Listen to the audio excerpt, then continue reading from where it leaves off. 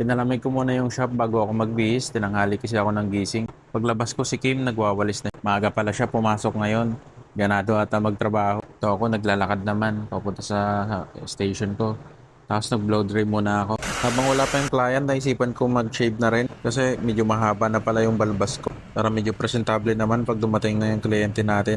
Ayan, gamit ko dyan trimmer. Tapos nag-shaver na rin ako para medyo makinis na tingnan. Wala nang matirang buhok.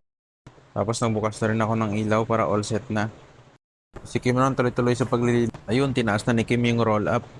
Tapos nagpunas na rin siya ng salamin. Ako naman nililinis ko yung lahat ng gamit ko. Importante kasi na masanitize lahat ng gamit bago mag-start yung work para iwas skin disease.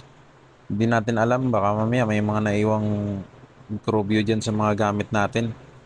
Kaya 100% kailangan i-secure, kailangan tanggalin, kailangan linisin. So yung ginagamit ko pala dito, Andes Full Care. So pwede nyo ito mabili sa Shopee pag meron kayong gamit. Sa DKC, meron din. So yun guys, yan. Inaayos ko na-organize ko yung gamit ko para hindi gulo-gulo. Masarap din sa pakiramdam pag once na maayos yung gamit mo, organize. Kakaroon ka ng peace of mind na lahat ng gamit mo ready na para makipagbakbakan ngayong araw.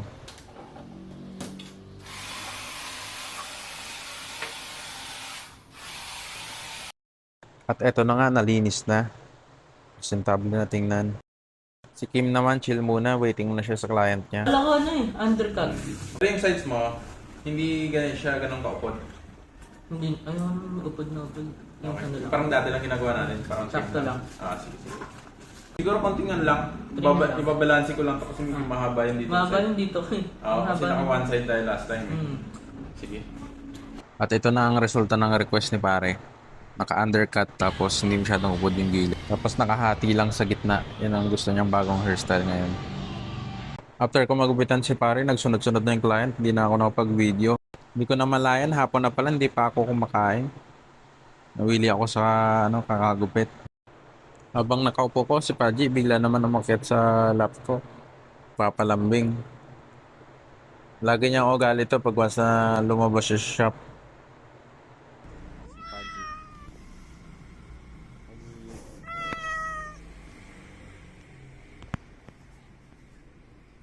Maya-maya lang may walk-in na pumasok. Ginupitan na ni Kim. Nakalimutan kong kuhanan ng before yung haircut ni pare. Pero ito na siya, binoblower ko na. Tapos si Kim naman, kumukuha ng video. Yung gamit kong hair product dito, 8 bulbs na oil base. So yung haircut nito ni pare, matagal na niyang haircut to. Ito yung paborito niyang gupit. Ito lang yung request niya palagi dito. Yung haircut na to, parang 2 years ng haircut ni pare. Paulit-ulit lang niya pinapagawa. Kasi pag may meeting siya, pwede niyang ayusin. Tapos pag daily, madali lang yung thing. Thank you pare. Thank you. Thank you for watching guys. Peace out.